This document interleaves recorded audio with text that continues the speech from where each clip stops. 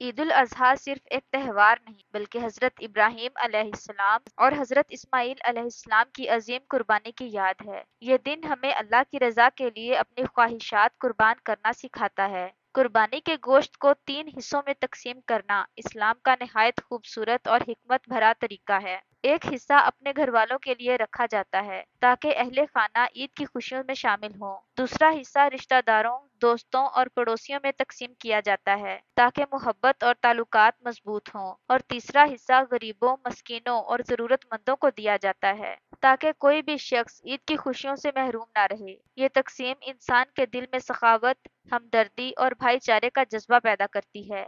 اسلام ہمیں سکھاتا ہے کہ خوشیاں صرف اپنے لیے نہیں بلکہ دوسروں کے ساتھ بانٹنے کا نام ہے۔ حضرت محمد صلی اللہ علیہ وآلہ وسلم نے بھی امت کو غریبوں کا خیال رکھنے کی تلقین فرمائی۔ اس لیے قربانی کا اصل مقصد صرف گوشت حاصل کرنا نہیں بلکہ تقوی اور اخلاص پیدا کرنا ہے۔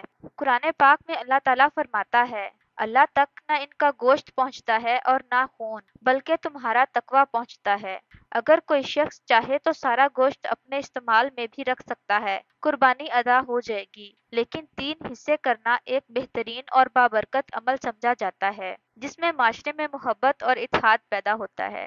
آج جب دنیا میں بہت سے لوگ بھوک اور تنگ دستی کا شکار ہیں تو ہمیں چاہیے کہ قربانی کے ذریعے زیادہ سے زیادہ لوگوں تک خوشیاں پہنچائیں۔ اللہ تعالیٰ ہمیں قربانی کی اصل روح سمجھنے، اخلاص کے ساتھ عمل کرنے اور دوسروں کی مدد کرنے کی توفیق عطا فرمائے۔ آمین یا رب العالمین۔